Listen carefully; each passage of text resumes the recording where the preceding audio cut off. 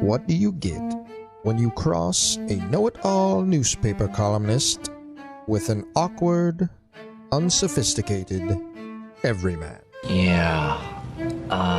Well, I'm just not sure about that right now.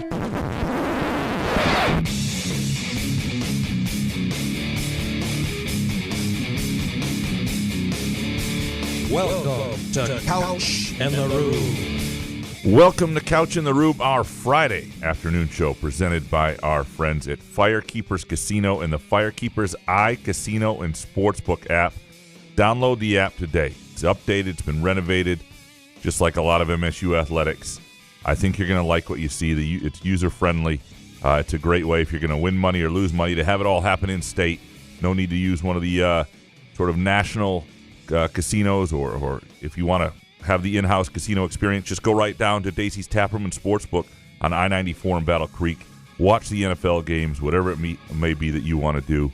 It's a great weekend for that. Jason, how you doing, brother? We're still alive, baby. The season's back, God. We're still on, baby. Let's go. The season's still on. Woo. It's the American way, except America has gotten soft. Let's go green, go God. Let's go green, go God. What's up, dude? What's going on, man? I am good. It's been an lot event. of windfall of cash happening. Yeah. Lions win last night. Shout out Greg Williams and Don Williams. By the way, do they want to sponsor the show? I mean, just throw us $100K? We're a lot cheaper. So Greg Williams said a line that I think he's going to learn to regret. He said in explaining why. Bushes. That one? Not that one. No. He said in explaining why that he and Don Williams are giving $401 million to MSU athletics. They did not attend MSU. But MSU athletics, well, I should say, like, most of it is MSU athletics. There's a little to MSU. The reasons for it is it was such a big part of the community and what they enjoyed growing or raising their family and the memories they've had, and they thought this was an important thing to give to. And then he said something to the lines of effect, if you're not part of the solution, eventually you're part of the problem. And the idea being that this is something that was needed to really advance MSU athletics, make it cutting edge and all that stuff. The same could be said for, like, the Lansing Promise. Like, right? I mean, so every kid who's struggling is now Greg Williams' problem. He is not. If you're not part of the solution, you're part of the problem. Every kid who struggles in Lansing schools. Less than 3 minutes into the show. Yeah, I'm sorry. That Lansing I'm sorry. Promise shit. I just was trying to get $100K for the show. I'm sorry. Yeah. You're going to Lansing Promise. It's never going to happen. But yeah. He went to He grew up in Langsburg. I think he went to Lansing both Catholic. did, right? Yeah, I don't think we're getting it for Lansing schools. Shout out to Greg and Don for keeping Langsburg like apart. Like they don't look like people that have billions of dollars or whatever, right? They just keep it real. Like Don's not all done up like one of these weird billionaires, billionaire wives and stuff. All the fake plastic and makeup on. Shout out to them. They come across as regular people. Let's go. Yeah, no, it's. We were in Langsburg last night getting our Christmas tree. Must have been a miracle, right? No, it's $401 million. It's a heck of a gift. And the story about how they met Izzo and how this all began is great. The fact that Izzo was driving home one day. Izzo forgets to introduce him at the presser. It's amazing. They're It's fucking amazing. crying with each other, and then you look at the Dan Gilbert presser how many years ago. It's like you can just tell it was like real. It was nice. Yeah, no, well, the fact that he was driving home and he sees Don Williams out with this giant riding mower, like taking down overgrown grass at what used to be Walnut Hills Country Club, where they have their house now, and just wants to know what's going on. So he goes over there, winds up cutting the grass with Don Williams. That's how he meets her. Later meets Greg. They become friends, and that leads to an initial donation, and then this, obviously, a few years later. And it's not like it's some long-standing thing. This is like a 5-year-old, probably back to COVID days relationship, and certainly for Michigan State, it is I think Jay Batt described it as like rocket fuel for the athletic department, it gives them a chance to do a lot of things. It gives them a chance to be on the cutting edge. We talk about the world of haves and have-nots. This is how you're a have, right? When you have this ability to tap into this sort of resources and chase dreams and have visions and all those sort of things. So for Michigan State, it's a big deal, and we'll get into some of it here in the I'm sure, the Groovy Donut Twitter questions. And when you see people talking about it nationally too, as I was this morning, it's that's the more impressive thing to me. Is when people nationally start going, Michigan State's in on this stuff now. Let's go. It's massive because you look at just relative to other donations. I don't know if there's been a bigger one. I know like what the Strikers gave Western Michigan was $500 million total and like $50 million athletics. So there have been bigger overall to universities certainly out there, but not to an athletic department primarily. Like between like $390 million, from what I understand, is going to either the Spartan Ventures or Spartan MSU Athletics, which is not one and the same anymore, but essentially one and the same. Most of this is going to MSU sports. And when you think about a school that is trying to upgrade facilities, be on the front end of affording players and playing in a different sandbox with football and just everything that they like to be able to do over there, buy out a coach maybe. This certainly. Did they mention? Did Izzo how do you come up with the number 401 million though? Incredible. It's an incredible number, and I don't know who passed it across the table to the Williams family, right? And where brought up or they talked about. I don't know. That shit fascinates me. That world. It's like, man, it does speak to why leadership matters. Like, it sounds like the friendship is created by Izzo. There was an initial $10 million donation that wasn't even Izzo's idea, and they had talked about they were going to start giving MSU at some point. And one thing that Greg Williams talked about during the presser that I thought was really interesting is that, and he was open about the fact that he and his daughter had some hard times where they were really butting heads, I think when she was a teenager, and they weren't connecting. And the only place where a lot of that stress and tension washed away was when they would go to MSU sports together, a lot of women's basketball games, and just how much that meant to their family and different things growing. He talked about going to games when he was in 7th grade, and like Terry Furlow, I think, was playing at Michigan State, and and all this meant something to them. Tell the people at home who Terry Furlow is. Man, you need to look up my I know who he is. But. Top 50 list. Great MSU basketball player. Would have been a good NBA player. Was killed in a car accident in like 1980 or something like that with the Atlanta Hawks. But, yeah. Sorry, I didn't mean to bring it down. But, it's a massive deal, and it changes some things. And when you think about the idea that they were trying to get to $1 billion and they were at $250 million the other day, that's what they said they were. And now – if you take 390, you're like 640 million. Sorry, I didn't say 250 billion. 250 million. So 640 million on the way to 1 billion. That all of a sudden seems more doable, right? I mean, it seems. It all sounds ridiculous. It's a lot of money. It's a lot of money. Yeah, we're trying to get $1 billion. Like, oh, okay. And I get, like, there are some people's responses like, what are we doing when college athletics needs this kind of money when there are all sorts of problems in the world? But people can do what they want with their money, and it's not what I would do with my money.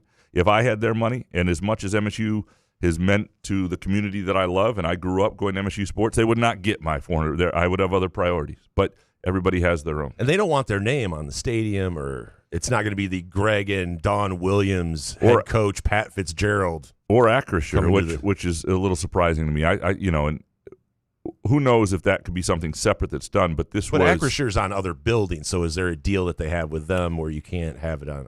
What Greg Williams said is he wanted that opportunity to still be there separately for MSU Athletics as they try to raise money, and they didn't want to take that up. I'm sure they could have had it if they wanted to for this price, obviously, and there are some legacy things they talked about doing, but I do think you'll see Spartan Stadium named something else within the year. As you should at this point, but you can still call it something Spartan Stadium. You know what I mean? Like, at this point, you have to tap into that revenue. Heo Stadium. Pound the bushes. There you go. That's what. Come on, Jimmy. Let's step it up, man. Come on, Heos. All right. So before we dig into these Groovy Donut Twitter questions, I think it's gonna be a good show today. Let's as we do every end of week show, begin what we're betting, presented by Firekeepers iCasino and Sportsbook app. Is there anything you are betting this weekend? I did end up putting, after Wednesday's show, a 3-leg parlay. We don't recommend those. They're not great parlays. But come on.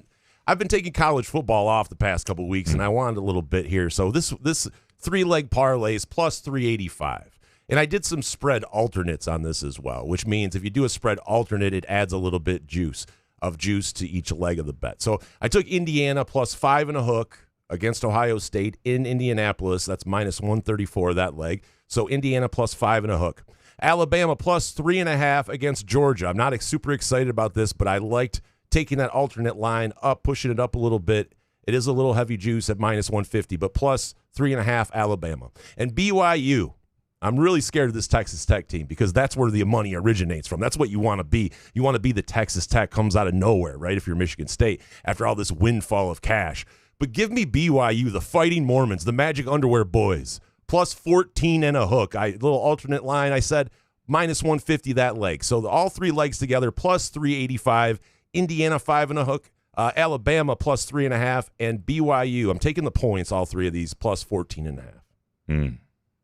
I know it's not exciting, but it's smart. I wouldn't say it's not. It's smart. I think it's a little scared money, but I'm trying to Yeah, no, that's the way I'm at this weekend. I am a little heavy on the teasers, and I'll give you this. This is probably not going to win, but it's what I'm doing, and so I'm going to give it to people. Bet against it, I guess, if you want. So it is a 4-team, 7-point teaser. Now you could break these up. That might be the recommended way to do it, but. It's Indiana plus 11 against Ohio State. The Bengals plus 13 at Buffalo. Okay. The Seahawks Falcons under 51.5. And the Texans Chiefs under 49. And that plays 2-1. So you put $100 on that, it pays $200. Put $10, it pays $20. Is that game in Atlanta, the Seattle game? Seattle game's in Atlanta. Yep. Okay. I just don't think Atlanta's going to be able to score that much. And 51, if you can bring it up there, is going to be. I think it's going to be a game played in the 30s or 40s. Gotcha. So that's where I'm at on that. And again, I overbet unders and lose most of the time. So I'm just putting that out there for people. Just be a little. What we're here for. Be a little careful. But that is what we're betting this week, presented by Firekeepers and the Firekeepers iCasino and Sportsbook app. Are you ready to dig into these groovy donut tour questions? Let's do it, man. Hold on a second. Let me get up here. Sorry, Tony Dombrowski has me shook. Eric Schultz up first. MSU had a great year last season. But in their 2 games versus top 10 opponents, they were an obvious step behind. Is it crazy to think that if they played Duke fairly even, that it'd be among the most promising performances in years, even if they lose?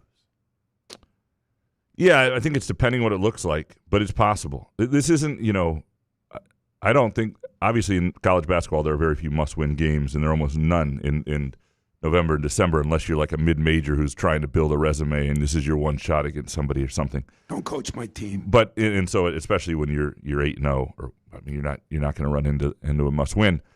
But I think how MSU looks, and I think you make a good point on the idea that against top 10 opponents or against teams that were uber athletic, they were a little bit behind last year. They didn't have the matchup for that. And I think one of the things that has impressed me most about this MSU team, even if they've caught Kentucky at the right time or Arkansas young at the right time and North Carolina, I think that was probably their more impressive win of all of them. But you're playing teams that have athleticism that has bothered some other MSU teams, and it hasn't bothered them at all. They've been able to bully it. And I want to see it against Duke again, but you're showing that you can match up at a level that you need to match up to win games in the Elite Eight and Final Four. And again, will they be able to shoot well enough? Will they have enough offense everywhere? So far, they have. That stuff we'll have to see. But I do think if they win this game, or if it is a close game and it looks like they can beat Duke on a given day, and they're not overwhelmed athletically or anything, that will be a very promising. Have you seen a number for that? I saw minus 1.5 MSU. Yeah, MSU's minus 1.5. Yeah, at this point too. And I picked against MSU in a couple of these things early. I picked MSU to win just because everything I see, they impress me. And I have doubted them a little bit just based on history and other things like that. But you're telling me at home with this team, the way they come out, I mean, the thing that this team has done incredibly well, even if they haven't started great offensively at all times, is they defended and rebounded from the jump so they don't fall behind. And I don't know.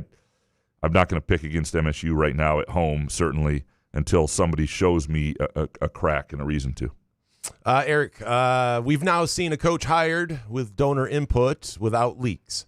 Couch repeatedly made excuses for Haller hiring Smith without donor input by saying it was to avoid it leaking. Can we be done with that excuse now? No, here's the difference. Jonathan Smith was coaching another team, and the fear was if that got out at all, and I'm not the whole thing would blow up and he would have to sort of say he wasn't interested, and that was the fear. That was Haller's fear. And I'm also, look, I think Jay Batt is an impressive athletic director and has shown to be in certain areas more impressive than Alan Haller. And so he got this done. I think he does it with the fear of God in people. Like, I don't know. I just feel like donors are probably afraid of him. I don't know. I don't know if I'm totally misreading it. I'm sure they're not. But he just comes across as a business dude that, don't screw this up for us sort of guy. Whereas Haller didn't have that. And so there's no question that the Guskowitz-Batt pairing compared to the previous AD and administration comes across as just a more alpha pairing, and a really good for this time of look. Alan Haller did a lot of good things that I think MSU is going to benefit for a long time in terms of some of the coaching hires he made, some of the things he made a priority, the things he cared about. But he did not get football right, and there's no question about that. But I think a lot of people still thought that Jonathan Smith hire was a good hire at the time. I still did, and still do from the time. Now it obviously didn't work, and so in retrospect, right, probably should have done it differently. Probably should have worked on different relationships. I'm not sure why all of them weren't there. Some of them is because it wasn't his strength, and maybe MSU shouldn't have hired him. And you can say that, but I think he was. So if Haller's next to Jay Batt when they announce Haller, like to say they're next to each other, that doesn't count, right, for the ovation? Because we're going to be the ovation's going to be for Jay Batt. Let's just say, Batt's a nice guy. Haller's back, and why would Haller show a camera, camera catches the two of them? That doesn't count. I just want to just say. It's got to be a camera on Haller. Yeah, Haller will get an applause 10 years from now. He will. 10. So, okay, let me give you something. MSU women's basketball between now and then wins 2 national championships. Yeah, that's all Jay Batt. No one's going to remember it was Haller. You will. You'll remind people, and we'll get sick of it. But I think a lot of people will just forget about Haller, though. MSU hockey wins 2 national championships. Hell yeah, Jay Batt. Yeah. How about that $1 billion, baby? Let's talk about Dawn Williams. All right. Right. Eric Schultz, after decorating our Christmas tree, my wife questioned why I had placed the Santa Rube ornament front and center. That's a good question. If I get all of her gifts at teacups.org, do you think that would help her appreciate you guys more? Well, absolutely. There's more than just the couch and the Rube stuff on teacups.org. I mean, there's stuff for women, too, on there. I mean, you might want to have her check out the website and custom orders at teacups.org. Well done, Eric. Well done, my friend. Dominic, Graham, I don't get a lot of the negativity towards the Fitz hire. Maybe I'm just a sucker, but I'm pretty damn stoked with the caveat that he brings in a real offensive mind. You have kept enough under wraps, Couch. Will you give me one offensive coordinator name that's a legit possibility? Yeah, I don't know where he is on this. And part of the reason why is, you can look at his history. But what I don't have a feeling, one, I don't know him well enough. It's not like I, can text him and say who's it going to be. It's dog. But also, what's interesting about him is this sort of 2-year sabbatical and who he got to know, what programs he went to, and then what coaches he got to know through these programs, or what relationships were built where he, we've got a young coach here, this, that. And I don't know where he's going to go with it. Sounds like a column. But like you, I'm very interested because I think the offensive coordinator hire for him is, in terms of the on-field, product, and I'm not saying recruiting and other areas and culture and all that, but the on-field product for a guy who's had offenses that have, he had some good offenses, he's had some bad ones. I just think that's an area where I don't trust what he's going to bring as much as I do in other areas, and so I'm very curious about it. Dominic, is there a possibility Fitz and company might try to gauge a return for Nick Marsh? I don't blame the kid. I'd bolt too. Just curious if MSU was done courting. I am sure they will make a play for him. Dude, if they get Marsh to come back, I'll start believing. Well, it helps when Courtney Hawkins, I think, is kept on as receivers coach, and we don't know. I haven't seen that for sure, but I think that is likely to happen. I would be surprised if it doesn't. But I also think Nick Marsh is not coming. Just back. wide receivers coach, no promotion. Possibly? I don't know. I think he'll be kept on. I also think Nick Marsh is leaving, and it's not that It's not that they can't convince him to come back. It's not that there's not a sales pitch. It's not that he might not like it. I just think if I were Nick Marsh, and I had 1 year left to become an NFL receiver before I was draft eligible, and even if I thought Courtney Hawkins was great to have as somebody in the laboratory, and you believed in Alessio or whatever, I would want to go someplace else for a year and try to find. I would be careful where I went. I'd want to know they were going to have a quarterback. I'd want to know who the receivers coach was. I'd want to make sure it was a place that you could shine, because I think he still has some development to do, and so that's another thing that's something to keep in mind. And I'm not saying he's gone. I don't have that information, but I would make if you're MSU though, you 100% make a play for him. You try to convince him to come back. But I also, if you read that he wants something else, I wouldn't fight too hard on it. Next one from Dominic. If I paid Graham $20 for the next Spartan Speak, the first time Solari cuts him off and starts loud talking, would Graham say, "Excuse me, Chris," then get awkwardly silent for 10 seconds before saying, "As I was saying before I was interrupted"? Would he do it? No. There's Graham.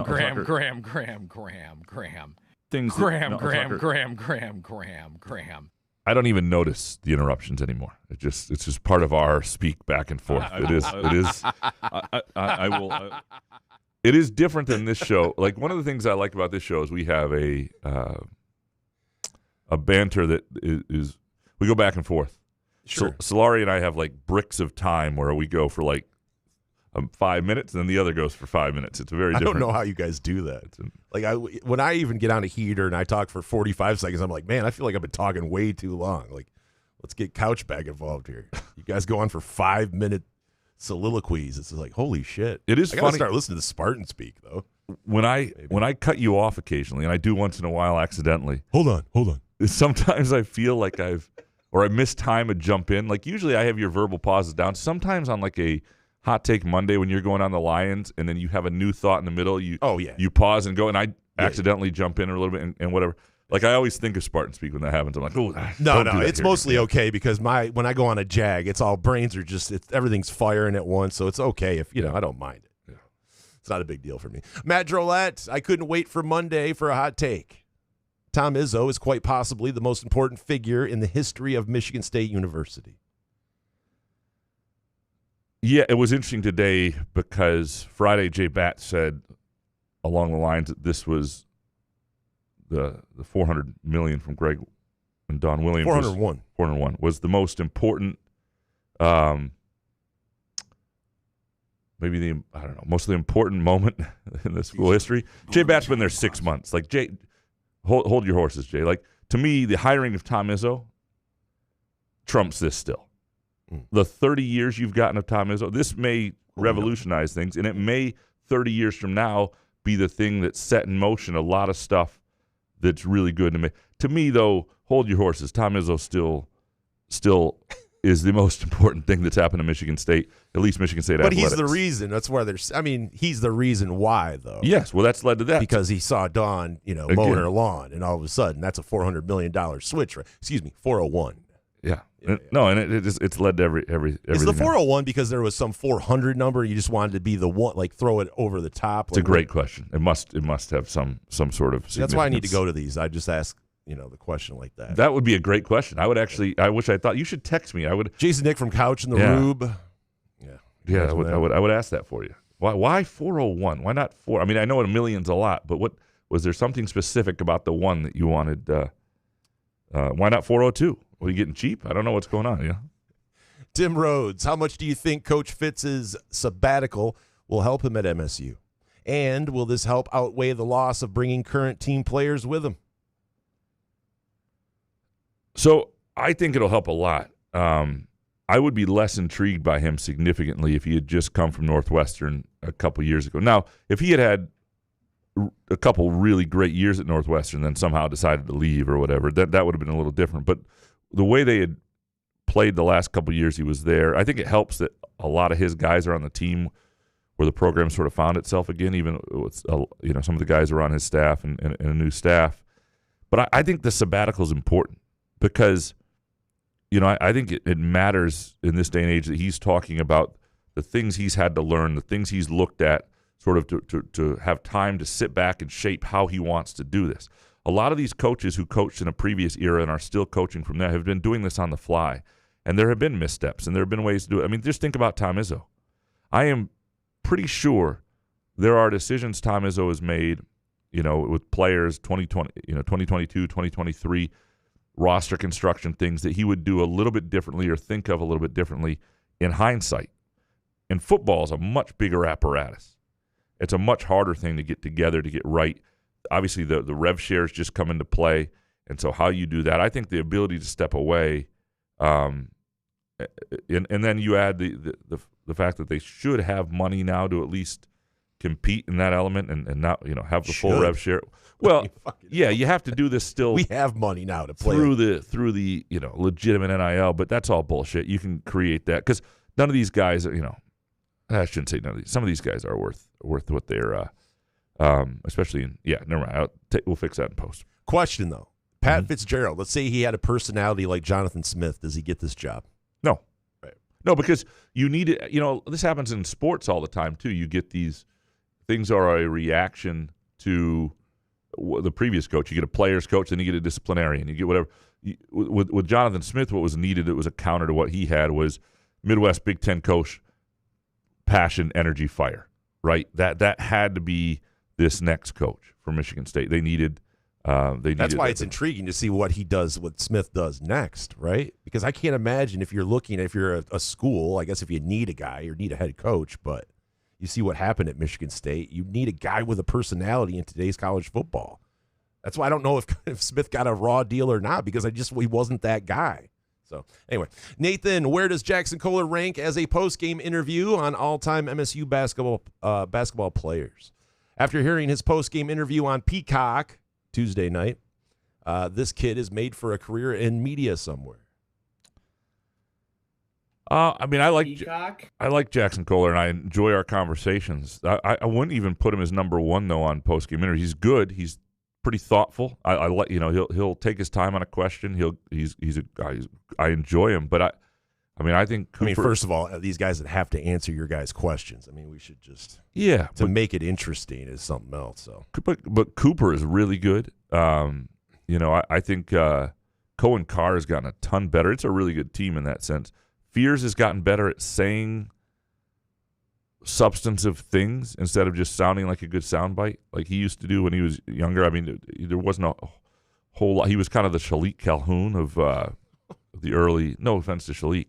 None. But you'd listen to a Shalik Calhoun interview, and at the end you'd go, wait a second, he didn't actually say anything. Whereas, some guys don't speak all that much. And I used to joke about this when I covered Western Michigan and Kalamazoo back in the day with Louis Delmas. And people would struggle to understand him. He had a little bit of a Haitian accent, and he talked real fast. What does a Haitian accent sound like? It's going to sound very offensive if I try it, so I'm not going to do it here.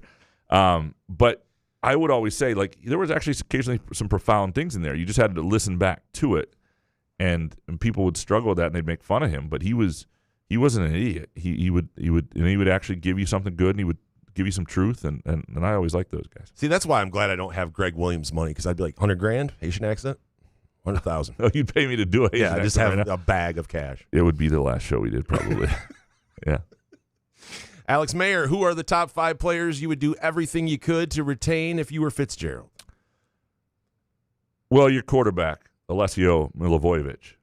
Nice. Thank you. Good job, man. Took all season, but I think he's coming back, and just based on the presence he's been there. Wasn't it announced or no? Yeah, he said he's coming back. He said let's run it back. Which is also a weird thing. Is that not big of an announcement for you, or I don't know. Yeah, it's also a little weird. Like you're a redshirt sophomore. Of course you're gonna run. Like the idea, unless you don't need to say anything unless you're coming back. But people are going. All right, I should fix that in post. That was something to say. But that's a good start, right? I think Jordan Hall would be another really good one to get, to have that sort of experience and leadership and guy who will play through anything at middle linebacker for you. I think there are a couple guys up front, so we're held to 5. I don't know exactly but they've got some young guys up front that I don't think are that bad, that I think are talented, and I would be making sure I'd be putting a lot of emphasis on young guys up front that I thought had potential, and that would be where I'd be most concerned. Receiver, I think I could get them out of the portal. It's not that you don't want them, but you're telling me 5 guys. And well, if there's more than 5, yeah, feel free to break it into 10. I mean, let's go. Well, Marsh would be good to have a difference maker like that. Would be really good to have, of course. And I know that he did not play great at all times this season, but he is one of the reasons a guy like Curt Cignetti, I wouldn't be stunned if he wound up at Indiana, because Curt Cignetti loved him and looked at him as a huge difference maker. And coaches game planned against him. They knew he was dangerous. And, this was a tough year. And a tough year for him personally, I think, and it was a tough year for the team, obviously. And I would be – I don't know. If you could get another year of him, I would very much try to do it. But the other thing is I also would very much respect the idea that he just wanted to do something else. He gave 2 years in a pretty shit time for the program, and he's got 1 year left before he wants to be in the NFL. Alex Mayer next. How would you try to limit Boozer? And from David Jackson, who will be the primary defender against Boozer? Will it be Cooper with Kohler on the bigger Ngongba? Ngogba? Yeah, pretty close. Ngongba. I would. Boozer is. So I'm torn on this a little bit because Boozer is, like Ken Palm has him as the best player in college basketball at this point. He's been very good. And his game is pretty complete, and he's kind of a force. And it'll be interesting to see if MSU has the athletes and size throw a lot of different things at him. There's part of me that also thinks making sure other guys on Duke's team don't go off is more important. Let him get his. Yeah, don't let him. Let him is probably the wrong word. But yeah, right. I don't know. And obviously they play a team defense style, right? They play in the gaps. They help a lot. You don't want certain guys to get in foul trouble trying to deal with him, and this is where you struggle with like Jackson Kohler. There's a part of me that thinks that's a really good matchup, but he's a guy that I think they lose a lot when he's out of the game in foul trouble in terms of the glass and other things. Probably, do you start with a bigger guy like Carson Cooper on him? That might be where I'd go to start it, and then you'd have to see what Cam Ward looks like against him. It's a good question though, and it's something I'm waiting to see because I've seen him play twice this year. Watch 2 of his games, and he'll be the best player MSU's faced. He's better than Caleb Wilson, who I really like at North Carolina. He'll be the best player MSU's faced. Scott, you next. For Cam Ward, is the sprained wrist a lingering injury that could stick around for a few weeks to months? I know he is tough and will play through it, but doesn't a sprained wrist on your dominant hand affect your game to some degree? Opponents will likely go after it. Yeah, so at least he's not your point guard like Keith Appling. But wrist injuries can linger. I think that's why they didn't play him against Iowa. I think they knew they could win that game without him. It did not affect a lot of what he does in the North Carolina game. That happened pretty early. He was holding his wrist throughout, and he played well. I do think it would affect his shooting. Now, he's not somebody who's taking a lot of threes anyway. You don't want it to linger, and it may be something that if it bothers him this game, after this game they have a full week. They play at Penn State. Then they've got Toledo and Oakland. Are there opportunities after this game to say, hey, we're going to give you a couple weeks off? If it's really bothering him, and you can have wrist injuries to all sorts of degrees. I had a wrist injury for like 5 weeks years and years ago, and I couldn't even open, I remember I couldn't open the garage door. I couldn't do certain things. Which hand? I think it was my right hand, which is, yeah. Sorry. Do you have to go lefty? You know what I mean? Why? What? I'm sorry. As a guy, I'm asking you a question. I've never had a wrist, thank God. Yeah. So just have to rub up against something? Or? But it lingered, but it hurt in other areas more than it did on the basketball court, and I was still playing every week. Fucking everybody masturbates. Yeah, you just said it. Scott, what % of the current roster do you think Coach Fitz would want and hope to be able to retain? And Alessio wanting to come back, and Cade Kaufman signing on Wednesday, both without an offensive coordinator. How impressive is it that he can convince them without knowing the scheme? Yeah, no, it's a good point. I think if you're Alessio, though, think about you've earned this job as starting quarterback. You've had enough success that you're probably presumed to be the guy next year. That is not easy to do in the Power 4 level. Like you go somewhere else, there's uncertainty. You may like it on campus. You sort of you know your teammates. You know everything around. You're the guy. You have a chance to be the guy for 3 more years, and like that's got to be. I don't know. I wouldn't want to mess with that, if especially if the coach who's coming in said you're the guy. I would trust a little bit that they were going to find the right offensive. But if you're Fitzgerald, around. how hard is that to tell him? I mean, you can't make a promise like that in case someone comes in. True, right? You're going to compete for this job, right? Obviously, right. But if you're Alessio and you have that experience already, you trust your talent, and that sort of thing. And the Kaufman kid, I think that's I think that speaks to their ability to recruit. I think you saw that Courtney Hawkins and some other staffers were still part of this. I think it speaks to the professionalism of the guys who got left behind too, and some of the recruiting staff that aren't the assistant coaches and doing a nice job. And the coaching world is a small profession too. You want to be somebody known as helping out your last place or doing the best job you could as long as you were hired.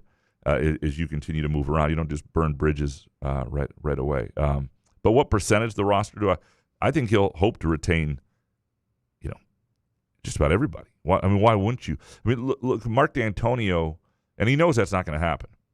But Mark D'Antonio's early success at MSU and getting things to be competitive and look stable was partly because he didn't lose anybody. Now, different times, right? Kids didn't have the transfer portal. But you want as much continuity, unless you know there are a few bad eggs on the team or guys you just don't want through conversation. I would say it's probably just about everybody you'd love to have back. Andrew Gauthier next. Do you think this Lions team has a run in them? I know they had several sacks and turnovers yesterday, but that's been more of the exception than the rule. Big night. Fuego, gracias, señor. Vamos, Lions. You haven't even talked about it. Una, dos, tres. Vamos, Lions. Dude, Greg and Dawn have run our show. You haven't even talked about the Lions. By the way, before anybody wants to say you want to take back your pick about Dallas, I mean, I didn't hear anyone else, any other Lions fans, right? Yeah. Saying that we were going to win that game the way we did yesterday. Listen, I am so happy to eat crow today, but man, Branch out for the year. Out for the next year. What's Achilles? Achilles, yeah. All right, well, shit. I was just trying to say this year. Yeah, no, it's no. He's out. He's out for their entire window for Super Bowl, so he's dead. What is with you? I'm sorry, I'm just kidding. What is with your 9/11 tone? I don't like this shit. I get it. Yeah, he's out for this year. You don't have to talk about next year. This guy. Don't play guys till week 12. Maybe Solari's right. Maybe I'm Team Solari on this. What did Solari say? Nothing. That he just interrupts you. Oh, I see. Treats you like shit on the other podcast. It's just depressing when you see that because I know it's basically when I watch the game, I go no flags, no injuries. Yeah. Then I could cheer. It's just complete dick. Kirby Joseph with his knee. I don't know what's going on with him. I just don't know how many bodies we're going to have left at this thing. I think this team is going to fight to the death for Dan Campbell. And I guess as long as you have Gibbs and Goff, you got a chance. The way the offensive line, I did not see that offensive line playing the way it did last night. I'm happy to eat crow. I don't know what. I mean, George Pickens, Dallas fans should be absolutely pissed at that. That dude gave up on you guys last night. And then CD went out with the concussion. So great victory. Listen, I'm ready to ride. I'm not giving up on this team. I think I'm just trying to be honest. I'm trying to be a rational Lions fan. So when we talk about these games, I'm just not being Homer boy and just giving you, I'm giving you what I feel in the moment. Yeah. And that doesn't mean you have to give up. Listen, I'm an OG, as they like to call it, an old guy. I've watched so many years of this Lions shit. I can do whatever I want. I can say whatever I want about this team, and no one can tell me what the fuck to do. So you can say whatever you want and go, oh, you're giving up on your team. I wasn't giving up on my team. I was just being realistic to where this team sat before they played Dallas. I wonder if any, and I'm not saying you should do this with Goff, only Goff, but there are other guys making a lot. But Goff is the guy who's overpaid relative to where he ranks. A lot of these guys are overpaid, though. These quarterbacks, you have to have one. Okay, but when the Lions give up a deep ball because they don't have a certain position, a depth there, I want Campbell to go up to Goff and say, this is on you. This is your fucking contract. You lose $15 million off it. Maybe you can afford that other safety or corner. This is on you. Just so you know, you got to make up for it on offense because you're the reason we don't have that on defense. Like I would say that to him Just make it clear. You're getting paid like the top quarterback in football. You're like number 12. Yeah. So, you understand this is on you. You need to be great at all times at this salary. Right, but I mean, how many quarterbacks? I mean, obviously, you could give me maybe 5 or 6, but you can't give me a lot in the NFL that you'd rather have over Goff. I mean, Goff, to his faults, it is what it is in the NFL right now when you have a guy that is talented like Goff, and when the situations are right, he can be an elite passer. So he should be a $40 million quarterback. Absolutely, in the market for the NFL, the way the market is, if you don't have a quarterback, I mean, look at the other teams that suffer. I mean, even if you want to say Sam Darnold and you think he's having a great year in Seattle, but let's see, Sam Darnold in the playoffs. You saw what he did last year, right? When they won, second, they were second in the division. They won all those games in Minnesota, and he ended up shitting the bed in the playoffs. So, and so did Goff. But anyway, I just say you have to be in the mix, and you have to pay that to be in the mix. Unfortunately. Yeah, no, I get the game. I just don't like it. That's all. I'm with you. We missed one from Andrew, the first one. Oh, I'm sorry, Andrew. Where are you at, dude? Oh, were you expecting Coach Fitz to keep the recruiting class together as effectively as he has? Also, seems to be getting a couple flips on signing day, which is impressive.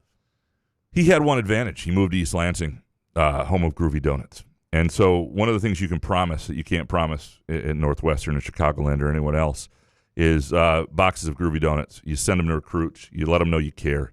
And you can do that with the people you want to care about you and be on your side in your life. And if you're going to a holiday party or anything this weekend, like especially if your personality sucks, I'm telling you, Groovy Donuts will make people glad you were there. You'll be memorable.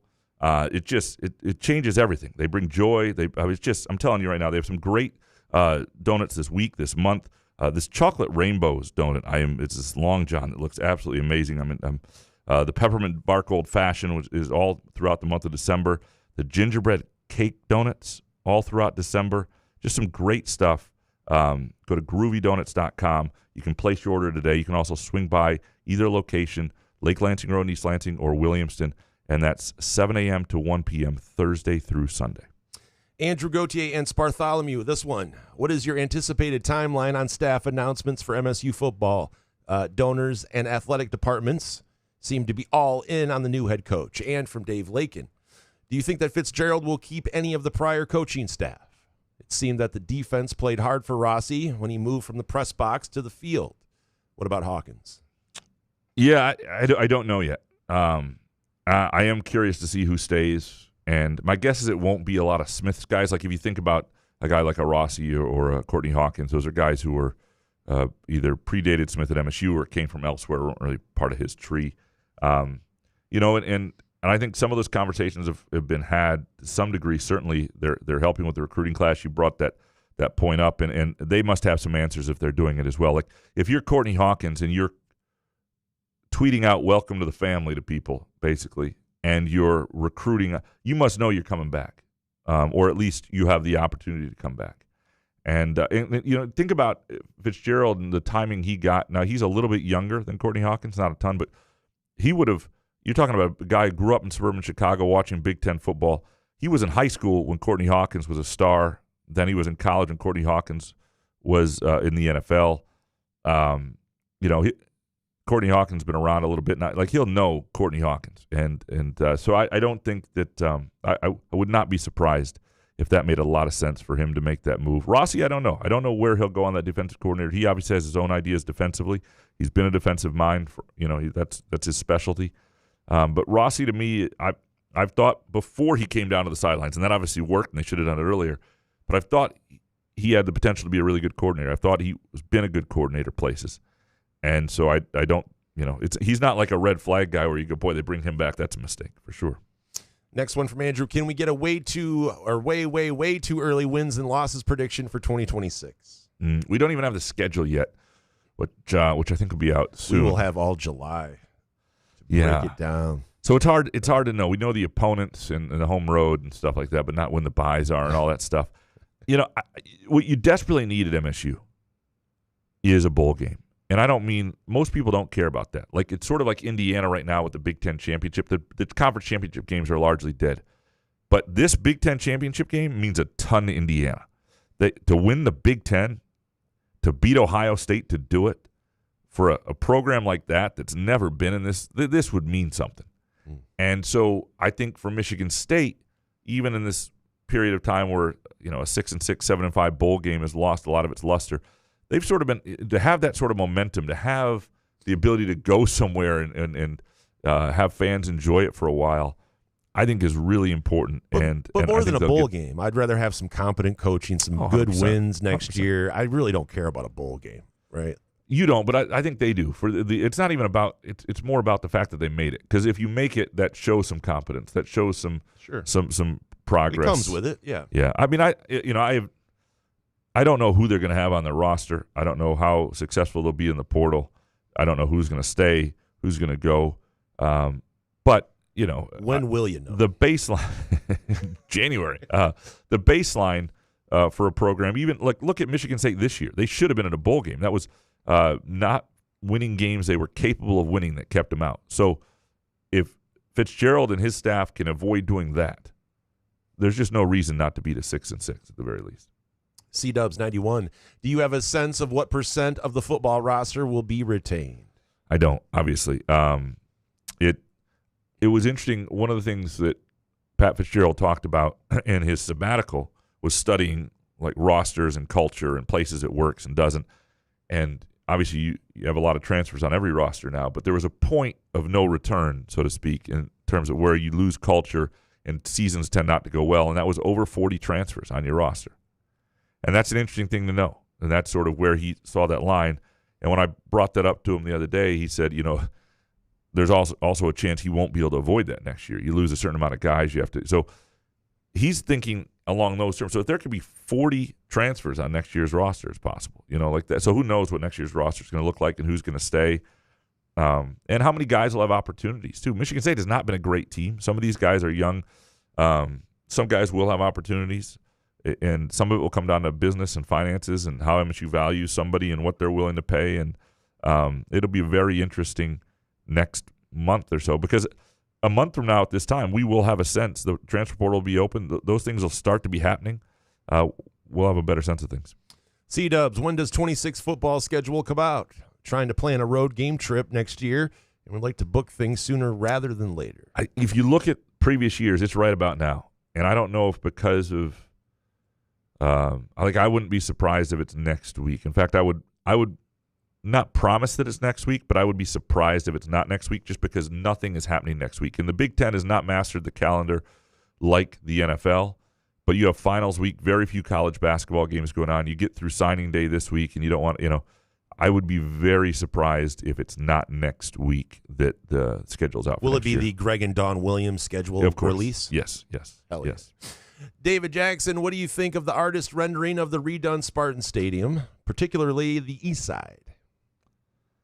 It's the whole thing looks nice, right? Looks sick. Yeah, I mean, it'll be interesting to see if it looks exactly like that when it actually comes to be. But yeah, no, the whole thing looks. Well, then what's the point of an artist rendering? Well, things get changed a little bit or whatever. But yeah, I mean, it's, yeah, I don't know. Yeah, no, it looked nice. The whole thing looks. I have zero complaints. I was hoping the press box would get lower, but that seems not to have happened. Pablo Ciccone, this Spartan basketball team feels like a mirage.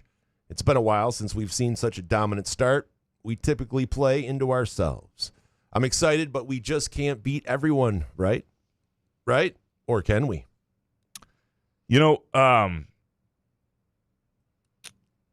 It is one of the more impressive starts I can remember, partly because I didn't expect it, especially coming off the exhibition season. Like, I remember how I sort of felt watching the Denzel Valentine senior year team early, the last team to start 8-0, the team that was great against Kansas. And I didn't know they were going to be that good early, but they were coming off a Final Four. Oh, this team was coming off an Elite Eight. But then right away, Valentine was just at this other level that you were like, okay, this is going to be something. And Costello took I thought a pretty sizable step, and Forbes was better. And but it is right. This is different. There was a moment after the UConn game and after the Bowling Green game, and I didn't know if this team would be – I thought they'd be better than a bubble team, but I didn't know how much better. And obviously it looks quite a bit. Pablo Ciccone, this donation MSU is about to get must feel like the biggest kick in the nuts for Smith. That's the way she goes sometimes, though. body blows. Yeah. Well, yeah, no. I mean, Smith would have liked to have had this money to play with, but he's got a lot of money. He's got a lot of money. He was not the right fit. Yeah. Here's the thing: if you're Smith, it sucks because you would have loved to have seen what you could do with this. But for MSU, this was the right move. This was a Matt Shepard Hall of Fame first ballot. Jonathan Smith, nice guy, great family man, and we just don't need him anymore. And like Jonathan Smith, like Shep is really good at certain things. Oh, Shep is unbelievable. I'm just talking about as the Tigers correct play-by-play guy. Like when he used to do Michigan basketball on the radio, and I would listen. I love that. He's a true professional. Yeah, he's great. I'm sorry, I didn't mean it to make it sound like Shepard should go away forever. Sorry, it's just the nice guy Hall of Fame. I mean, come on, Shep made $500,000 a year for 5 years. He's fine. It's just it didn't work out with the Tigers thing. Pablo Ciccone, if Santa was to bring you one gift this year, money being no limit, what would you selfishly want? One answer being sports related, and one answer non-sports related. So if you had a gift, what would it be? I mean, sports related, I would like to go to. So it just has to be one. Like I'd like to go to all the majors, golf, or like have a golf simulator. That'd be amazing. Non-sports, the wife and I are trying to get out of the Midnight Tavern in Ovid. We're trying to upgrade our house, so it would be nice to get to move out of our Midnight Tavern Ovid home and find another home, but which we're trying to do. But where would you like to live? Ovid. Oh, still. I want to stay, dude. I love small town living. So whether it be Ovid or another small town, but I just am comfortable there because I kind of know it since I've lived there for 8+ years. So I'd like to stay in Ovid because I kind of know it. And it's the proximity to where Don and Greg Williams are from, Langsburg, which is right near Ovid. Yeah, it's a fantastic deal. Yeah. For me, it's I would love to. I think I would love to have center court U.S. Open tennis tickets or some kind of cool trip like that. Wimbledon soccer game. I mean, we're gonna Buddy and I are gonna go to the World Cup this summer. So something along those lines. How much money? You guys have money saved still, right? In your joint account? We have $4,000 now. We're up to $4,000. Yeah. So that'll cover like half of one ticket based on what FIFA's charging. It's unbelievably ridiculous. They're trying to turn people off. They're such corrupt assholes. But that's a whole different dynamic. I think. What was that parlay you had earlier? $3,000 on it. So you still got to have 1,000. There you go. You guys aren't bankrupt. And I think otherwise it would be just some really cool trip. Just some fun, interesting place I haven't been. Norway or something like that. Yeah, I love it. Yeah. Steve Beckman, which bench player other than Cam Ward has the highest ceiling this season? It's a good question. Ugo. Yeah, he might. Ugo Chukwu. Or, Jordan Scott still might, because I do think if he starts hitting shots, the rest of the stuff is there. Like every time he plays 20 minutes and he's like plus 18 and he has 3 points. So he does a lot. Bull in a China club. Does a lot of really good things on the court. So it's probably one of them. But and it depends who's starting, Tang's back in the starting lineup now. But yeah, I would say it's Jordan Scott or Ugo Chukwu. Steve Beckman, who's most likely to be MSU's top scorer against Duke on Saturday? Well, if you had to bet it, I would say I don't know, the most consistent guy at that level. You'd put it either Fears or Kohler, just because that they've been consistent with the points, and I would say I would put it at Kohler probably. Steve, over under for goals plus major penalties in this weekend series against Michigan. A lot. It's going to be a great. I mean, yeah. I wish it wasn't this weekend. I really do, because it's gotten lost a little bit. Next week, there's like nothing. Like hockey's off for 6 months because hockey doesn't know how to do its calendar, and college hockey, that is, and basketball has like a week, and then Penn State, and everything. There's so much good this week. So it was an overwhelming week, and then blah. And but the series against Michigan, it should be incredible. I hear Pat Fitzgerald is going to be there, and he's going to be in the student section for a little while, and dropping the puck, and so should be a festive atmosphere. Still on his phone, though, right? Still working on the phone. Still pounding the bushes. All right. Steve Beckman, think Aiden Childs might stick around for next season? And from Ryan Rockwell. Any word on Childs transferring? Marsh and others have been quick to bail. No hard feelings, honestly. There's no way Childs stays, right? So let me ask you this, Jason. if you're Aiden Childs, and I'm not saying I would stay if I were Aiden Childs, I would try and find a place where you could, you've got a year left of eligibility. I want to go someplace where I have a chance to have some quarterback guru get the most out of me, right? But if you thought you could beat out Alessio, and I'm not sure you can, I don't know. But you don't have your guy anymore. I mean, Jonathan Smith brought him from Oregon State, and now he's gone. I'm not saying you can't do that elsewhere. I think staying here when you don't have your guy, it's just. I think I would leave if I were him. He's going to get an offer somewhere else, and he's an intriguing prospect for another school, I think. 100%. Right? And but I would say this: if he wanted to be, if his only goal in life, instead of making it in the NFL, was to be beloved by MSU, after at one point saying, I don't care about the fans, even if he wasn't completely, that was a little out of context in terms of what he meant, but it was poorly worded by him. The best thing he could do now, if that was his only goal in life, if he said right now that I'm staying, whether I'm starter or not, this is my home, I'm a Spartan for life, like I just love it here, and I want this to be my legacy, people would fall in love with the guy all of a sudden, right? And I love Graham Couch and his columns. There we go. Then I would write make this more unrealistic. Sorry, it was Ryan Rockwell. Will Graham ask Greg Williams about the Lansing Promise? I can only imagine his reaction when he found out about the $400 million going to MSU. Yeah, 401 actually. Ryan. Yeah, it's at some point I will plant that seed. I don't know how yet. He doesn't have. See, you might want to wait till Don cuts the lawn again and just roll up there. He explained the connection to MSU and sort of this fondness and this how important MSU athletics has been to his family and their lives and their love for it, and then the relationship with Izzo. I don't think he has that with Lansing schools. The selling point is I think he was a Lansing Catholic grad. And the timing he went to Lansing Catholic, no, I'm not. Where I'm going is bad. It's going to get us in trouble. I'm not. I'm just going to. It's not. Go there. At some point. Well, I would just say that if he wanted Lansing Catholic to go back to being the school it once was, without some of the Lansing kids in it, Lansing as a school district would need to be a better district, and he could help do that with $250 million that would forever fully fund the Lansing Promise, where kids could go for, that's all. That's all I'm saying. It's a good dream. Yeah. Prayer Warrior 55. Do you see a path for Groovy Donuts or Muskox becoming multinational conglomerates with billion-dollar revenue streams from which we can siphon a bit of NIL funding? 100%. This is why we sought them out originally. Look,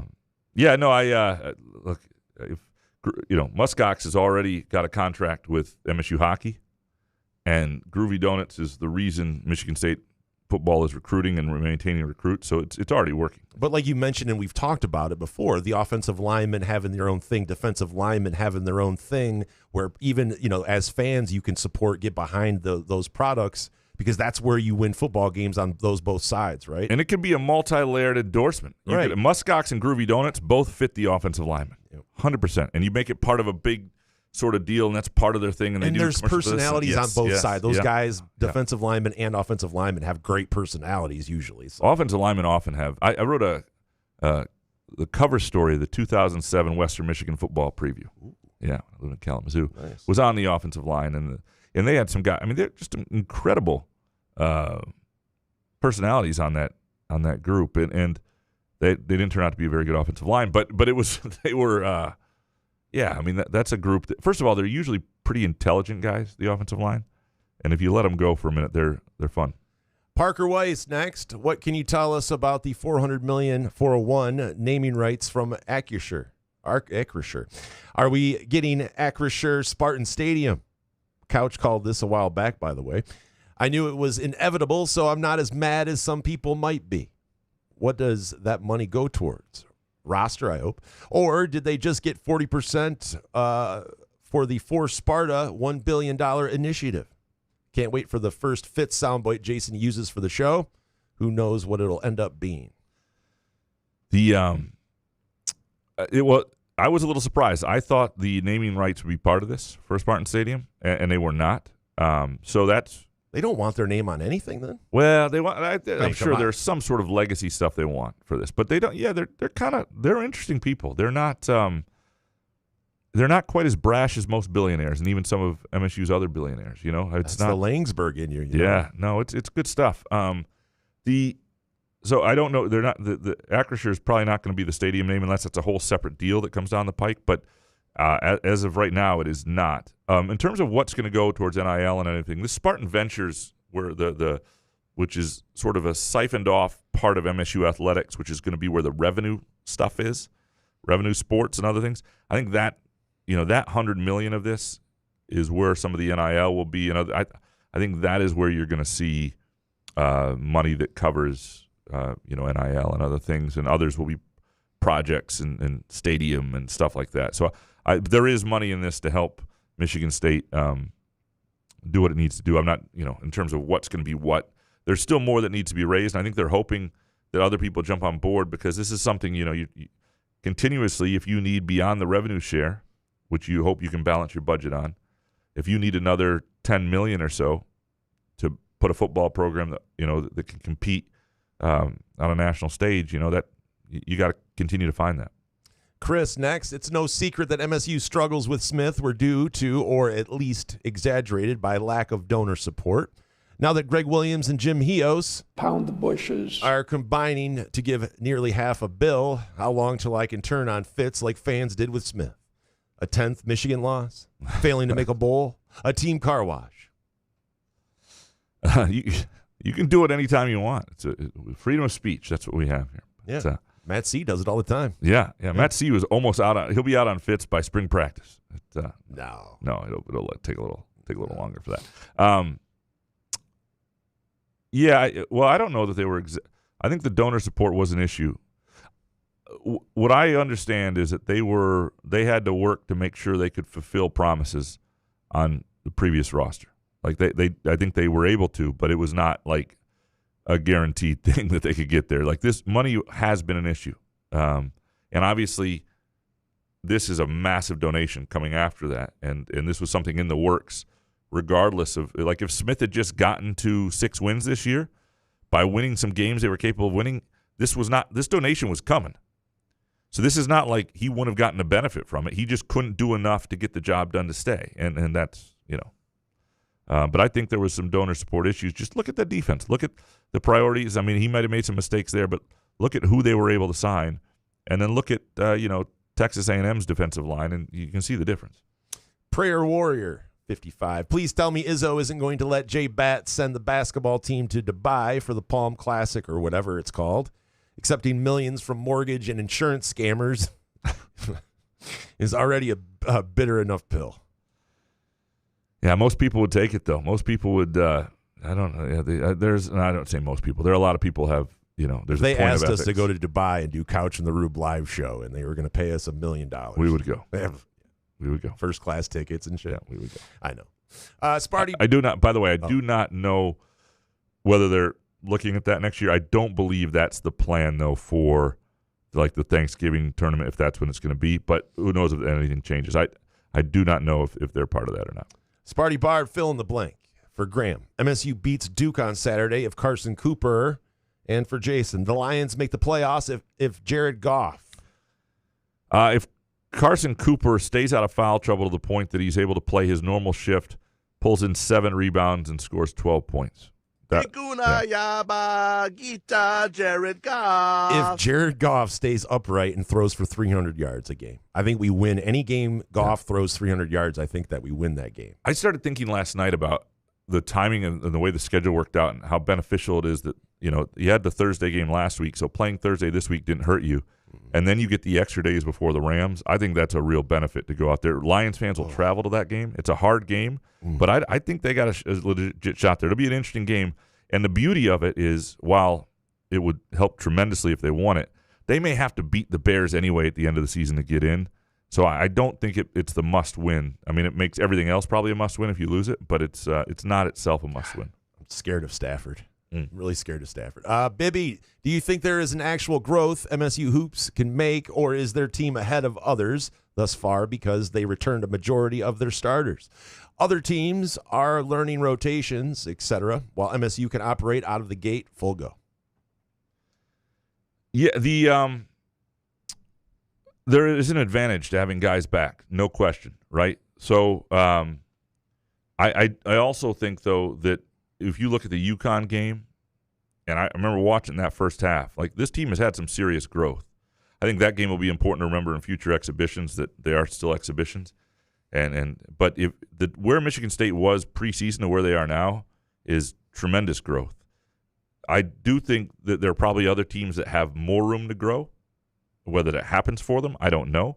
But I think if you look at MSU and even a guy like Jackson Kohler, who's really great in certain areas, can he get his touch down a little better inside, be consistent from outside, which he's done more and more? Is Cohen Carr, I still think there are levels that he finds himself. I think with the freshmen and younger players, I think there's still a lot of room to grow. There might be less, than they might be ahead of some other teams because of that. But I think there's still a lot of room, and we've already seen it since the preseason. Matt C., how many points do we beat Duke by on Saturday?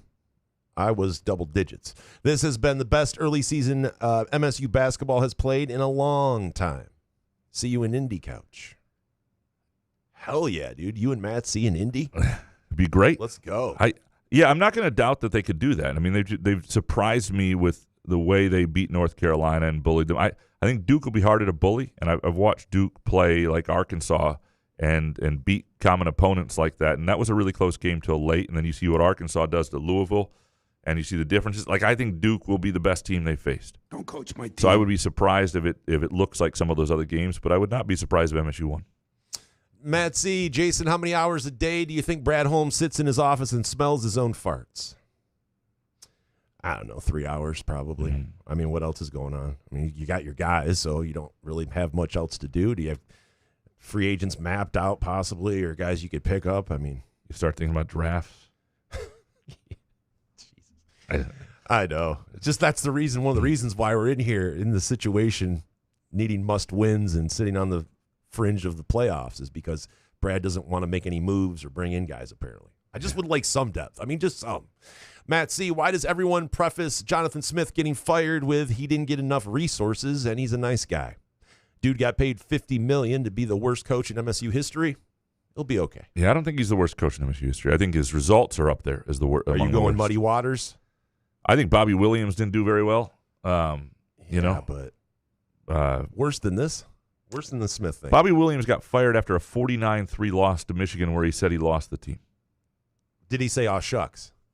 Essentially. Oh. "Aw, shucks, I lost the team."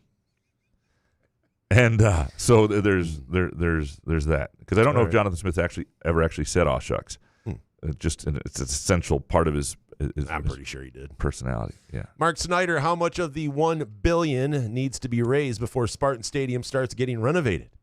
Will they need to temporarily move like Northwestern did? This will be interesting as they go down the road, and something to ask Jay Batten. There are a lot of things to catch up with him on. I'm hoping to do so this month. Because I think the timing of all of this, and again, today was, some questions were asked, and there's some good questions. I've talked about how anytime it's a pep rally, it's not a press conference. It's not my favorite setup.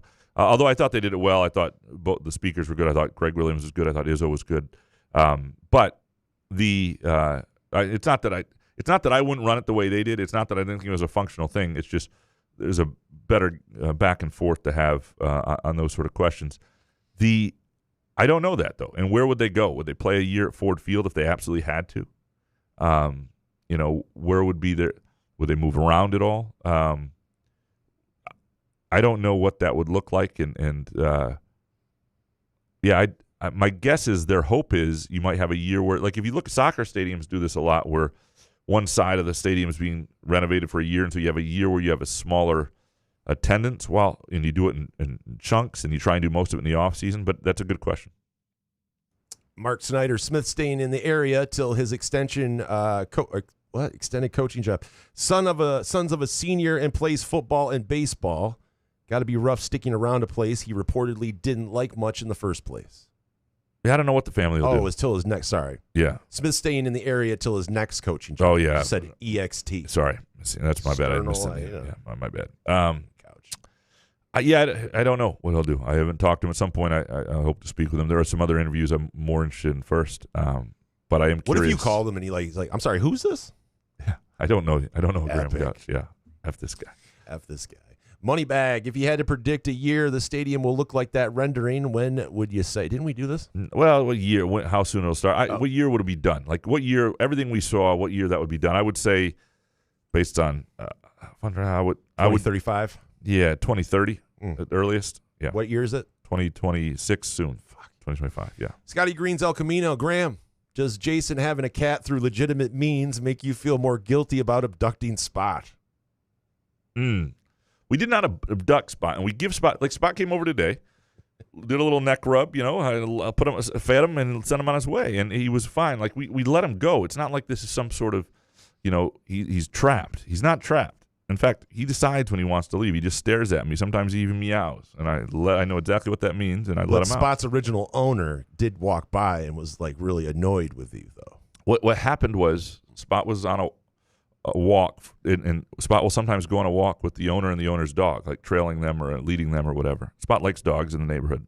Doesn't like other cats, but likes dogs. By the way, speaking of Norm, I did Chat GPT a Lions helmet on him yesterday. It was awesome. And people actually, my wife included, thought that I really put a helmet on him.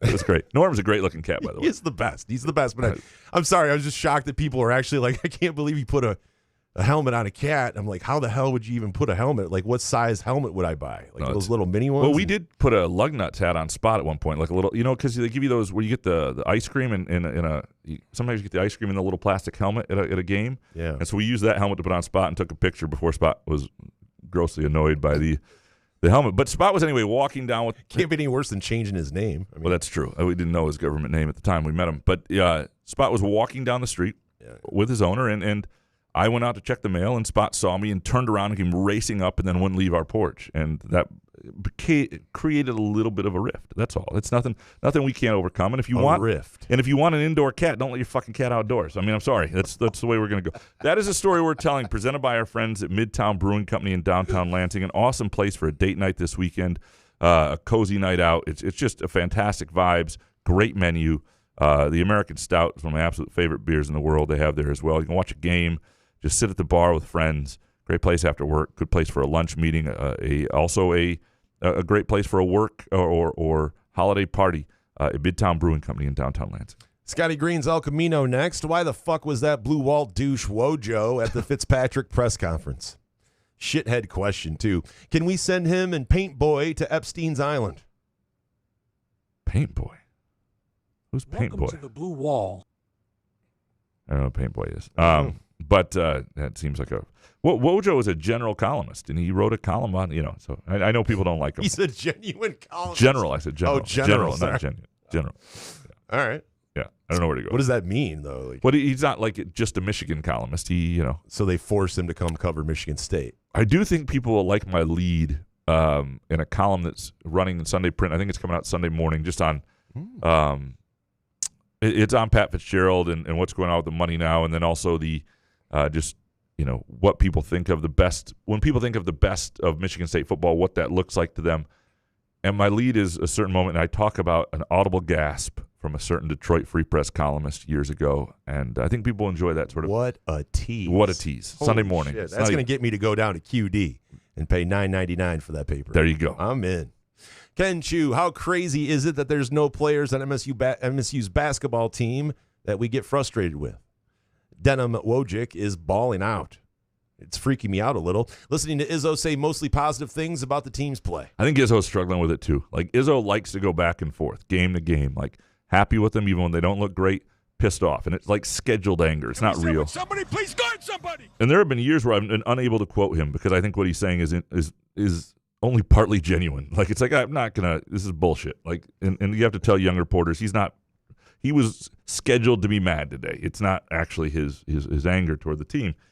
I'm not talking about Michigan. He's struggling with that because they've been pretty damn consistent to this point. And they don't have a lot of guys when they're this good that annoy you. Most teams have like one or two guys. You're like, oh, my God, that guy. Yeah, even when you're covering it, usually there's a guy you're like, yeah, man, put that guy in. But we need names. I can't do that for you. David Cox, knowing that Jeremy Fears is a complete player and LeBraden Smith doesn't play D, how can you not say Fears is the best player in the conference? Well, it is true that at some point you have to like trust what you're seeing and not reputations and not who guys have been. And I think we struggled with this for a while with with Jace Richardson last year. It was like, boy, this guy's really good, but he's just a freshman. He wasn't supposed to be this great. So when do you really recognize somebody is who they are? And, if Fears has a chance to be best player in the conference, we'll see. But certainly right now he's leading the nation in assists by a while. He's leading by a ways. He's leading an 8-0 team. They've beaten Kentucky, Arkansas, North Carolina, and Iowa. And if they beat Duke, and again, it's a home game, but yeah, he certainly, you can make that argument. Absolutely. David Cox, Jason, you need to like this Fitzdog move. He won at Northwestern. His losing seasons were the double whammy of being Northwestern and NIL. We're about to see a great salesman get a lot of top recruiting classes. How can you not like this move? Well, I said at the time when I heard it and when Couch was telling me when we were talking about Smith leaving and who would possibly be the next coach, and he would mention Pat Fitzgerald, my first thought was, ugh. And when it was announced, I was like, all right, I'm just being honest. I wasn't excited about it, but I was open to let's see what happens. And now that I've seen some things that happen, and now with the donation, right, it's just everything is coming together. I am open to it. I just am giving you my honest opinion. I thought the Lions were going to lose that game last night with Dallas. So, I'm just being honest, giving you my opinion. Don't want to lie to you. So, Fat Fitzgerald next. Jeremy Fears Jr. is fun to watch and will have a legacy, but his foul baiting and antics will keep him out of the Winston and Cleves conversation. No, as much as he wins, we'll put him in if they win at that level. But I like the foul baiting and antics, though. Right. It's like a floor leader general thing I like. People hate that if they're not on your team, but if they're on your team and they love it, I don't think that will prevent him from being in those conversations. What gets you, look, you want to talk about a guy who's a dick who's nearly at that level, it's Scott Skiles, right? And so we were just too young to really know it. But if you win at Michigan State at that level, and he's gotten him into Elite Eight as the starting point guard, but he was in a different role, so to speak. And it's not like Grayson Allen level stuff. Correct. Right? When he's not white. A white guy doing that stuff's way more annoying. Grayson Allen with a Ted Cruz face. Yes. It does not help you. Doesn't. Yeah, you shouldn't even be playing basketball if you look like that. That's brutal. But I would just constantly follow that guy if I was Isaiah Stewart or something. They get to a Final Four with him playing the way he is. He will absolutely be in that conversation. They win a national championship. That puts you at a different plane, obviously. The Colin Frissell of Southern Maine next. Did I sit through nearly 3 hours of a dozen milquetoast takes just to have my blistering hot take ignored? Ooh, I didn't mean to. I was going to read it. Couch said not to. Yeah. Sorry. Real. What do the donors like about Fitzdog? The 7 wins over his final 3 seasons? The record against good teams that makes James Franklin look like Bear Bryant? It's just passion, and it's also that they were included and listened to, and sometimes that's all it is. People of that ilk have egos, and I'm not saying this was, again, I think this donation that came in now would have happened regardless of the Jonathan Smith, if Jonathan Smith had won enough to stay. So some things aren't entirely, cause and correlation or whatever. Fuck, we'll fix that in post. But you know what I'm saying? But they like being heard, and they like that he feels like a fit, and he feels like a recognizable figure of MSU football to them. G.E. Miller, if the man Greg Williams is good for $401 million, where are Ishbia, St. Andre, and Gilbert at? Will they be joining the party soon? I don't know, but certainly this puts certain people. $401 million is a lot of money to give, and to have available to give, and even you may not give it in one lump here, but to allocate. Dan Gilbert, you're going to let him do? You're going to let Greg Williams and Don Williams do that to you? I got to say, Dan, a bunch of us drove all the way to Detroit for your $15 million donation a few years ago, and we were told it was a big deal. Didn't even get a free lunch. Mm-hmm. It's unbelievable. Thanks, Dan. Austin Wolf, what do you say? We see if Magic wants to match that donation from Greg and Don Williams. $10 million to Lansing Promise, $390 to MSU Athletics. You reverse that, and I'm good. It cannot be that. If he gave $390 to MSU Athletics, I would write a column every morning for the rest of my life shitting on Magic What Johnson. I would do to be there when they asked Magic for that amount of money. I would. Oh man, he would do not, anything. Yeah, he would. Yeah, be short. It wouldn't be very long, but he'd be like, "I will talk to your locker room anytime you want," is what he'd say. Yeah, Magic is not doing that. Steve, how upset would you be if you were a Western Michigan alumni and a fellow alumni gave $400 million to MSU? So that's the. That's.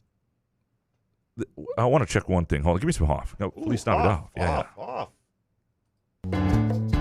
Feliz Navidad.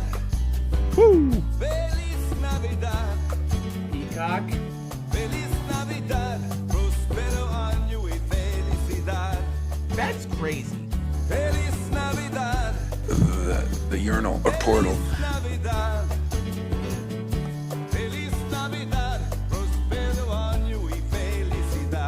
Really good Pete. I wanna wish you a Merry Christmas. I wanna wish you a Merry Christmas.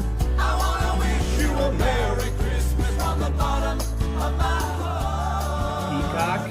I wanna wish you a So Merry good. Christmas. All right, I'm trying to figure out where different people went, but this happened with Bill Johnston, and they gave $500 million. Rhonda Stryker gave $500 million to Western. If you're a Western Michigan grad, like hold on, let me check where Don Williams wins. Anyway, point being, yeah, you're annoyed if somebody, but this happened with Michigan too. Michigan's got a quarterback right now in part, and one of their biggest donors, Larry Ellison, he's got a wife who's like 47 years younger than him, who went to Michigan, and he's giving money. I like that. Sometimes your connection can be all sorts of things, but I would say that. Certainly, it's probably not. It doesn't feel great. But Illinois should be pissed off about Larry Ellison in Michigan. I mean, why are they getting that? People give money for all sorts of reasons. Their connections for all sorts of reasons. I didn't go to Michigan State, and the reason I grew up, when I was an MSU fan as a kid, because I grew up in this town, and Michigan State's the heartbeat of the community. And I think that for Greg and Dawn is something that they recognize for a long time. But I understand what you're saying. Fart Soup, Jason, is if you had Greg Williams money, what's the most ridiculous thing you'd buy? The original Batmobile, Epstein's jet, or maybe Couch's house just to tear it down and build a cat cathedral for Norm. Pete Maravich's floppy socks. I think they're in the Hall of Fame, though, so I probably can't get those. Those are kind of priceless. There would definitely be some baseball card purchases, Michael Jordan PSA 10 level, like rookie card stuff. I don't know. Yeah. I would love to see you with that kind of money. No, you wouldn't. No? Nah, I'd be dead. Quickly? 6 months? I don't know. I think I'd make it a decent amount. I don't know. It would just be too wild. I don't think I can handle it. Yeah. Fart Soup, Jason, if you had $401 million, would you keep it in a duffel bag under the front seat of your car? I would definitely have at least $1 million in the car. Yeah. All times. At all times. Yeah. Pay everything with cash. Just have $1 million. I mean, don't tell anybody, obviously. But $40K was enough to keep under the seat. Fart Soup, if either of you had $401 million, what's the biggest fuck you thing you'd spend money on? I swear if Couch says the Lansing Promise, I'll make sure nobody hits subscribe to your YouTube channel. By the way, hit subscribe on the YouTube channel. Yes, and like. Yeah. Wait, Fart Soup, you can do that?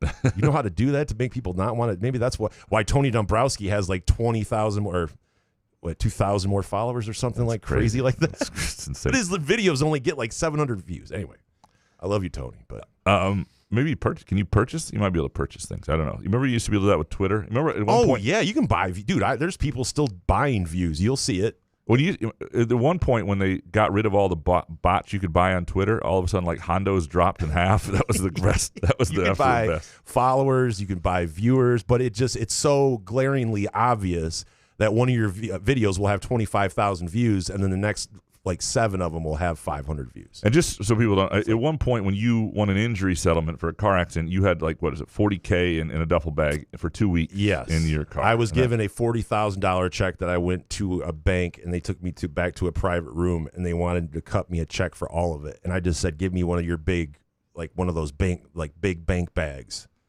And they just gave me all cash. So and I was riding around with it in the car for at least 3 days, I think. Oh, yeah. That is a story we're telling, presented by Midtown Brewing Company in downtown Lansing. If you have $40K in cash in a duffel bag and you go to Midtown Brewing Company, it's a lot of beer, a lot of good meals. Your bag will be safe. It's a cozy environment. There's good people there, very trustworthy, and great place for a date night this weekend at Midtown Brewing But to Company. answer Fart Soup's question, if I had that kind of money, I would make it Greg and Dawn Williams' donation to the legalization of psilocybin mushrooms, because it's helped me immensely, and I want to get that like legalized, and like the stigma of it, and people, it can help you. And if you want more information, I mean, please look it up if you're going through something. But man, I would donate at least $100 million to that to get it legalized, pay whatever lobbyist or shit I got to get it to pass through, and make cannabis not Federal One shit still. So anyway, I would pour a lot into Lansing. I mean, but some of it would also be, I would try and buy the Lansing State Journal and a couple other newspapers, Kalamazoo Gazette, Freeport, Journal-Standard, and try and make different papers really work in different types of If communities. I had the money, though, and I bought the State Journal and I gave it to you, would you allow a reality show to follow, like a camera crew to follow you? 100%. Fuck, I need this money, Greg. I would also Greg, can I borrow some money? But Greg, can you buy the State Journal? I would also do some some things that people wouldn't like. So that's we don't need to get off. I think we're missing out, Greg and Don here. I think we could make some money off this whole thing here. I would do reverse white flight. What does that mean? Well, I would get people to move. So I would take places where white flight had happened, where there's a lot of gentrification, where people had gone places, and I would pay to have homeless encampment moved into those communities so people felt uncomfortable and then moved back into cities that I wanted. All right, Greg and Don, sorry, never mind. Yeah, sorry. No, not a good idea. Peasy, most overrated holiday movie. White Hills, number one. I would all the homeless people be at White Hills. This is in Portland, dude. Get out of here with this shit. What most overrated holiday movie? A lot of I love. I don't watch many, so I mean, Christmas Vacation isn't overrated. No, I the mean, Home Alones were great. I don't know, what's one that annoys you when it's like, all right, enough. I don't need to see that one again. Yeah, I don't. That's whatever a good Hallmark question. shit you watch, I'm sure. Well, yeah, but those aren't over. They're not so highly rated that can be overrated. Tell you all you need to know. Yeah, every time Hallmark tries to do a football movie, the one about the Kansas City Chiefs sucked. The Buffalo Bills one this year, which I haven't watched, I've heard sucks. Like all of those are, they all suck. Peasy, how badly do the Pistons need another shooter? Badly? I mean, how badly? I would. They need Duncan Robinson to be healthy, number one, and so they need him to play just about every night. So you need a little bit of depth. Yeah. You can't sit there and pin everything on Duncan They Robinson. need one more. They need to not turn the ball. They lost the game in Milwaukee the other night. It was strictly on turnovers, man. The end was really, really frustrating, and they didn't take care of the ball. They were up like 6, less than 2 minutes to go. In the fourth quarter, I think they had 8 turnovers. They need Caden and Jaden Ivey to cut down on the turnovers. I think that's a bigger issue. Luke Bungie next. If you had to liken Jack Ebling's performance in the media scrum post Fitz introductory presser to an athletic performance, what would it be? For me, it was vintage Dennis Rodman grabbing every loose ball and rebound. What happened? Well, I don't know. He's very good in scrums. He gets himself in there. Sometimes you have to remind Ebling that it's not his show, that just using audio. But he asks good questions for the most part. Some people get annoyed with him. He's been around forever. But yeah, does he step on toes, like literally? Like, does he? No. I like Ebling. Does he feel? Do you feel all of Jack Ebling? Sometimes. I felt all of Fred Human.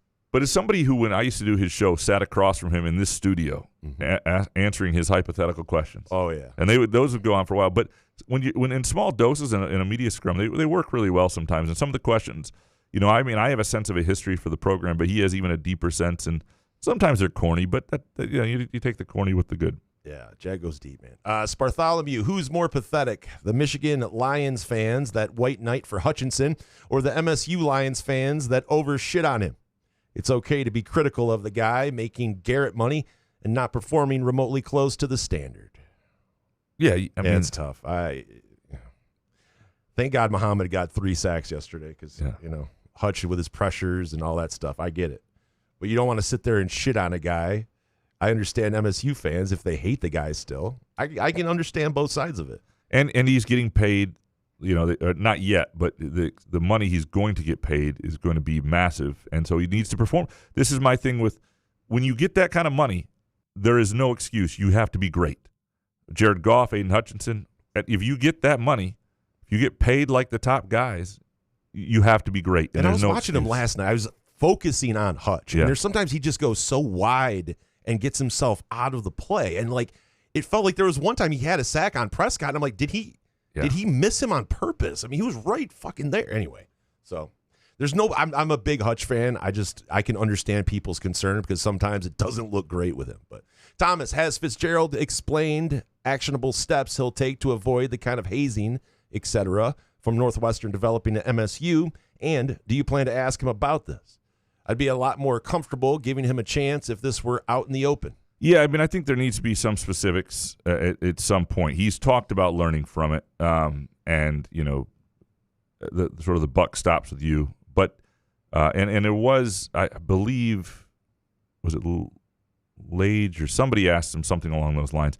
But yes, I do think like that is something that what happened there that what did and didn't happen at Northwestern in your mind, and then based on that experience, what have you learned that you need to do, and how does that change? Is there hazing anywhere anymore? Like you gotta be a real dick to haze, right? Like in today in 2025, is hazing a thing? Probably a frats, I guess. Yeah. Still? Being frats? Like, who really? I would not let any dudes haze me. Fucking throat punch you if you haze Whoa, me. Sorry. Sounds like someone's been hazed. I've never been hazed. No? Yeah, never been hazed. That sounds like you've been hazed. I've not been hazed. All right. Munfield gag. During Spartan Speak, it sounded like Solari was not happy.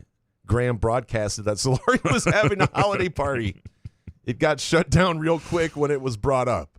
Is that grounds for an uninvite? No, I asked him afterwards because we don't do that show live. Graham. You and I do this show live. Yeah. And so when you're doing a show live, things happen. You're like, oh, boy, we don't ever fix anything in post. But I can edit that out. So I even asked Solari afterwards. I was like, do you want me to edit the holiday party thing out? I was like, no. He was more because I think he didn't know if it was still going to happen or if they were. Why does it matter? Yeah, I don't. But did you give out his address? If people don't want to, people know he lives in Williamston near the high school. But like, if people aren't invited, that's. Who's going to show up? Yeah, it's that's sort of. Who would show up unannounced to Solari's house? That'd be amazing. People just walking around near the high school at Williamston. That would be amazing. And by the way, if you do show up uninvited to Chris Solari's holiday party or any holiday party, bring Groovy Donuts. Chances are people will be happy to see you. So if you're not getting a lot of holiday party invites, but you know of one, if you show up with Groovy Donuts, chances are people won't even know you weren't invited. Again, groovydonuts.com. Some great stuff this month. 2 locations, Lake Lansing Road in East Lansing, and also in Williamston, not that far from Solari.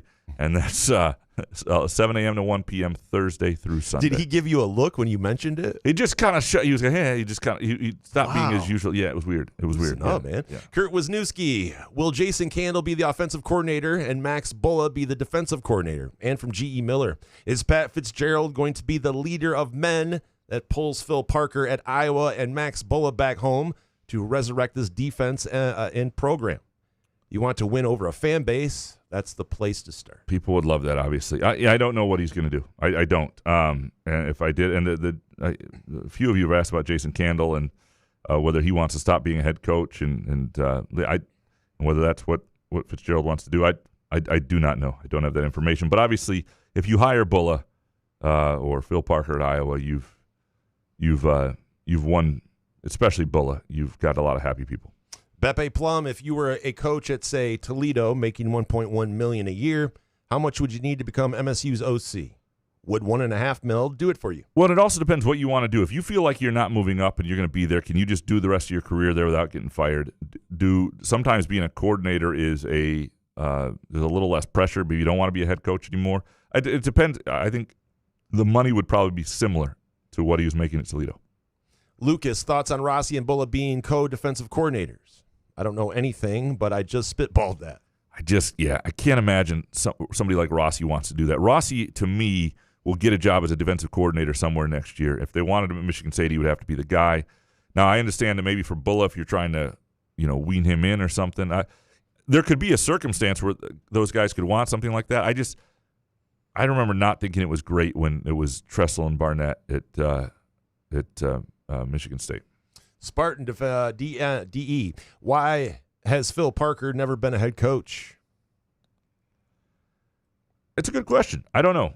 Lack of charisma, I don't know. He's been well thought of for a long, long time. Maybe he's just happy. And he's made a lot of money, and he's been a good coach, and he's had us play. It's a good question. I don't know. Jordan Villarreal, what names being added to Fitz's staff would help to make this offseason a success and bring us back to relevance? Yeah, I can't give it to you. I wish I could, but I don't know his Rolodex. And so, it just would be me spitballing a couple coordinators I can think of who are good, and it would all be, it just wouldn't be, it'd be ignorant information, like most of my information. Beppe Plum. Graham mentioning that his wife came into the studio at the worst time reminded me. You never finished answering my question. So, what's the answer now that Elizabeth is not there? You'd have to, could you re-ask the question next week? Because I don't know what it was. I do remember, oh my God, man, I remember that. My face gets flushed just thinking about it. Yeah. Richard Kane, when Fitz said, I'm a sweater, so I'm an eater. Graham looking into Pat's eyes with a dreamy look and quirky smile was trademark Hallmark movie Meet Cute. priceless. Do you feel you've met a kindred spirit, and where does this rank in all-time moments of your life?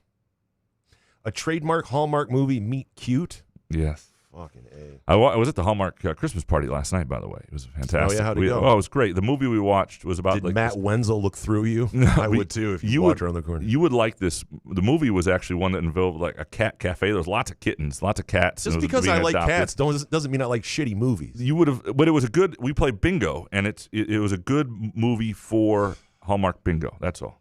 No, leave me out of it, dude. Richard Kane, have either of you ever had interludes of beast mode? And Graham, when you come up with a phrase like that, do you slap a helmet sticker on your laptop? What's he saying? I used the word interludes of beast mode in a column. It was a good phrase. Every once in a while I have a good phrase. You do? Yeah. So that yes.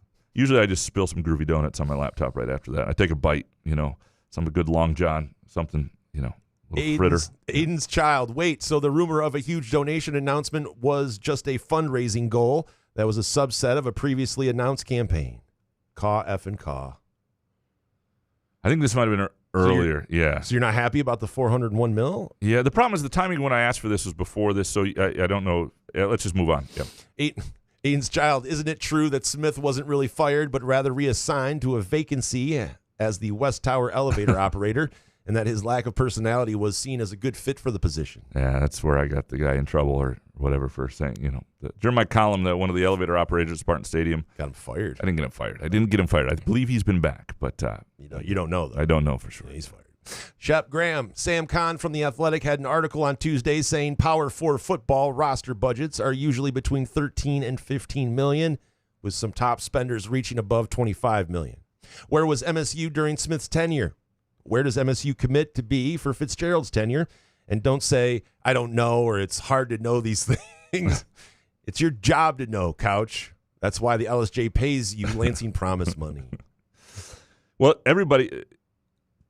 Okay, if you're at $13 million, you're low. Like, I'm sorry, but the rev share is for football is almost 15 to 16 everywhere. So I'm not saying that his reporting is all wrong, but the budget should be for players should be $15 million. And I don't know if he's talking about previous NIL or what he was looking at. Above $25 million, is if you're $10 million more than rev share, which I think a lot are at the top, that's reasonable. I think MSU was pretty much at the rev share allotment, but nothing more by the end. And I don't know if they were quite to the full 15, but that's my understanding.